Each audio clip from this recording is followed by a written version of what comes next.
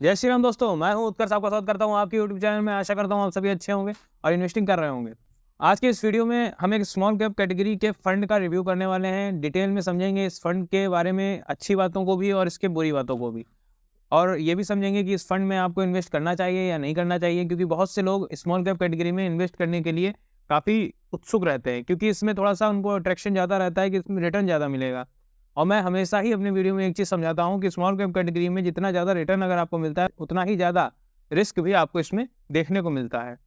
तो ये सब समझेंगे इस वीडियो में, और इस फंड को लेके जितनी भी बातें हैं सब आज आपके सामने मैं रखूँगा, और डिसाइड आप करेंगे कि आपको स्मॉल कैप कैटेगरी में इन्वेस्ट करना है, तो क्या ये फंड आपके लिए बेहतर है या नहीं। तो शुरू करते हैं वीडियो। जो हम आज बात करने वाले हैं, quant small cap fund direct plan growth की। ये फंड अगर देखें तो अपने कैटेगरी में काफ़ी एक अच्छा परफॉर्मर रहा है, काफ़ी एक अच्छा परफॉर्म इसने किया है पिछले कुछ सालों में, तो उस हिसाब से मैंने इस फंड को रखा है। अब हम इसको एनालाइज़ करेंगे, इसका रिव्यू करेंगे और एक-एक पॉइंट को चेक करेंगे, और फिर हम देखेंगे कि क्या वाक़ई ये फंड इन्वेस्ट करने लायक है या फिर नहीं। तो अगर हम इस फंड की बात करें तो ये जनवरी 2013 में शुरू हुआ था, 11 साल कंप्लीट हो चुके हैं इस फंड को।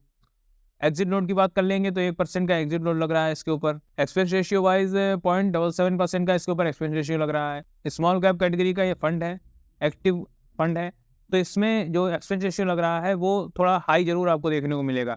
हाई होने का कारण क्या है? देखिए, एक तो ये एक्टिव फंड है, ठीक है? दूसरे स्मॉल कैप कैटेगरी का है। अब यहाँ पे फंड मैनेजर का काम थोड़ा-सा बढ़ जाता है। स्मॉल कैप कैटेगरी में क्या होता है, आपका जो मेजरली जो पैसा है वो स्मॉल कैप कैटेगरी में इन्वेस्ट होगा।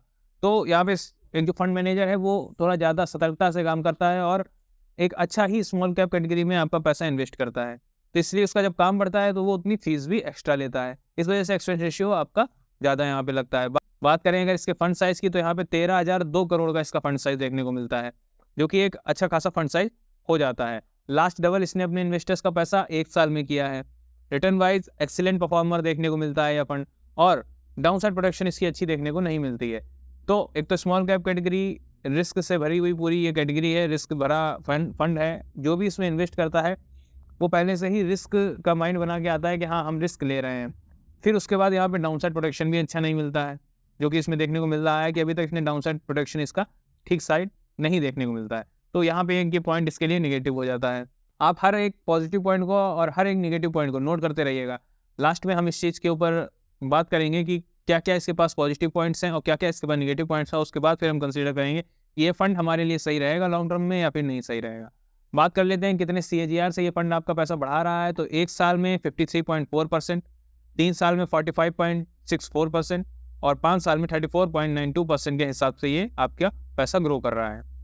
एक अच्छा सीएजीआर देखने को मिलता है यहाँ पे। ये तो इतने सीएजीआर से आपका पैसा ये ग्रो कर रहा है, लेकिन हो सकता है किसी साल ये इतने सीएजीआर से आपका पैसा ग्रो नहीं करे। तो उस साल हम कितना एक एक्सपेक्ट कर सकते हैं रिटर्न इससे, तो उसके लिए हम देखते हैं रोलिंग रिटर्न को। तो वहाँ पे अगर हम रोलिंग रिटर्न की बात कर लें तो 1 साल में 9.5, 3 साल में 9.6 और 5 साल में 17.7% का रिटर्न देखने को मिलता है, जो कि रोलिंग रिटर्न वाइज़ यहाँ पे मुझे ये खास अच्छी नहीं देखने को मिलती है, क्योंकि स्मॉल कैप की कैटेगरी है तो रिटर्न थोड़ा-सा अच्छा होना चाहिए था। बट यहाँ पे 1 साल, 3 साल में तो रिटर्न बिल्कुल ही एवरेज रिटर्न से भी लो निकल के आ रहा है। हाँ, 5 साल में बात करें तो एक एवरेज रिटर्न देखने को मिलता है। तो अगर आप लॉन्ग टर्म के लिए इन्वेस्ट करते हैं तो आप इससे 15 से 17% का रिटर्न एक्सपेक्ट कर सकते हैं। बट अगर आप इससे शॉर्ट टर्म के लिए एक्सपेक्टेशन रखते हैं तो वहाँ पे आपको कोई खास रिटर्न देखने को नहीं मिलेगा। और मैं हमेशा कहता हूँ, अगर आप म्यूचुअल फंड में एसआईपी शुरू कर रहे हैं या फिर लमसम में भी इन्वेस्ट कर रहे हैं तो हमेशा लॉन्ग टर्म विजन लेके ही इसमें इन्वेस्ट कीजिए। कुछ लोग होते हैं जो कि शॉर्ट टर्म के लिए इन्वेस्ट करना चाहते हैं, तो उनके लिए एसआईपी नहीं बनी है, ना ही म्यूचुअल फंड बना है, क्योंकि वो ना तो कंपाउंडिंग की पावर को समझ सकते हैं, ना ही इन्वेस्टिंग की स्ट्रेटजी को समझ सकते हैं कि हम किस तरीके से वेल्थ क्रिएट करें। वो वेल्थ क्रिएट करने मार्केट में नहीं आते हैं, वो सिर्फ एक छोटा-मोटा अमाउंट यहाँ पे इन्वेस्ट करना चाहते हैं, उससे बड़ा अमाउंट लेना चाहते हैं, जो कि मार्केट में आपको नहीं मिलने वाला है कभी भी इन्वेस्टिंग से।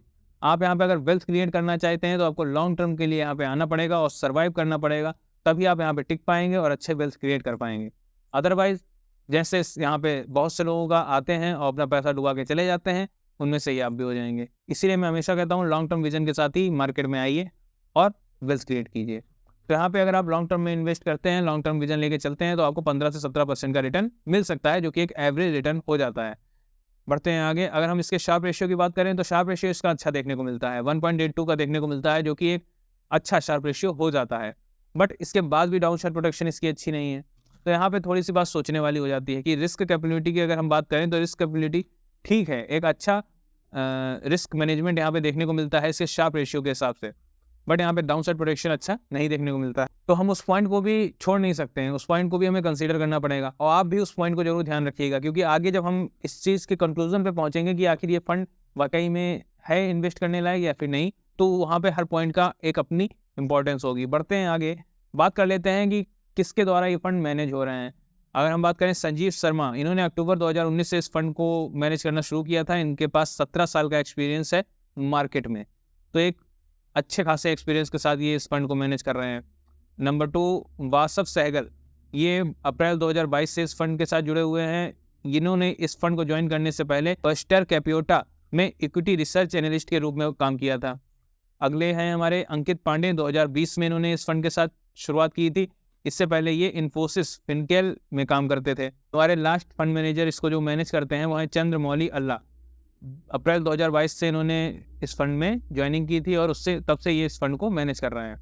तो ये सभी फंड मैनेजर्स आपके इस फंड को मैनेज कर रहे हैं। अगर आप इसमें इन्वेस्ट करते हैं तो आपके जो पैसा जो आप इन्वेस्ट कर रहे हैं वो इन्हीं फंड मैनेजर्स के द्वारा ही मैनेज किया जाएगा। किस कंपनी में लगाना है, किस कंपनी से निकालना है, ये सब चीज़ें यही फंड मैनेजर्स देखेंगे। तो अगर हम बात करें तो एक अच्छा खासा एक्सपीरियंस इन फंड मैनेजर्स के पास देखने को मिलता है, जिसमें संजीव शर्मा के पास 17 साल का एक्सपीरियंस है और जो काफ़ी लंबे समय से इस फंड के साथ जुड़े हुए हैं, जो कि एक पॉजिटिव पॉइंट हो जाता है फंड को रिलेटेड। तो यहाँ तक हमने हर एक पॉइंट को समझा, हर एक पॉइंट को डीपली समझा कि फंड को कौन मैनेज कर रहा है, क्या क्या हमारे पास रेशियोज थे, सब चीज़ हमने 11 साल के डेटा को कंप्लीटली एनालिसिस किया। अब हम अपने कंक्लूजन में पहुँचते हैं कि क्या वाकई इस फंड में इन्वेस्ट करना चाहिए या फिर नहीं करना चाहिए। तो एक्सपेंस रेशियो वाइज थोड़ा सा ये हाई मुझे लगा। इससे लो में आपको स्मॉल कैप कैटेगरी में ही और फंड्स मिल जाएंगे जो कि अच्छा रिटर्न भी कमा के दे सकते हैं। तो एक्सपेंस रेशियो वाइज यहाँ पे नेगेटिव पॉइंट हो जाता है। बात कर लेते हैं अगर हम इसके अगर हम डाउन साइड प्रोटेक्शन की, वो भी अच्छा देखने को नहीं मिलता है। तो इसी कैटेगरी में और भी ऐसे फंड हैं जो कि आपको डाउन साइड प्रोटेक्शन अच्छा देते हैं। बट अगर हम बात शार्प रेशियो की कर लेते हैं तो शार्प रेशियो इसका अच्छा देखने को मिलता है। तो शार्प रेशियो वाइज ये पॉजिटिव पॉइंट यहाँ पे इसको मिल जाता है। रोलिंग रिटर्न में 1 साल 3 साल शॉर्ट टर्म में आपको कुछ नहीं मिलने वाला है। 5 साल में 15 से 17% का एक्सपेक्टेशन कर सकते हैं, तो एक एवरेज एक्सपेक्टेशन कर सकते हैं। तो रोलिंग रिटर्न भी मुझे खास अच्छा नहीं लगा है, बट ठीक ठाक है। अगर हम बात कर लेते हैं कि जो फंड मैनेजर्स हैं उनमें ठीक ठाक एक्सपीरियंस है, उसमें अगर संजीव शर्मा की बात कर लेते हैं तो एक अच्छा एक्सपीरियंस मार्केट में ये दिखा रहे हैं। तो यहाँ पे फंड मैनेजर सभी अच्छे हैं और फंड भी ओवरऑल ठीक है, बट यहाँ पे जो नेगेटिव पॉइंट थे वो मैंने आपके साथ डिस्कस किए। अब आप मुझे कमेंट में बताएंगे कि आपको ये फंड कैसा लगता है, या फिर अगर आपको इसकी जगह पे स्मॉल कैप कैटेगरी में किसी और फंड में इन्वेस्ट करना है तो किस फंड में इन्वेस्ट करेंगे। कमेंट बॉक्स में जरूर बताइएगा। अगर वीडियो पसंद आया है तो लाइक कर दीजिएगा और चैनल को सब्सक्राइब कर दीजिएगा। मिलते हैं नेक्स्ट वीडियो में। धन्यवाद।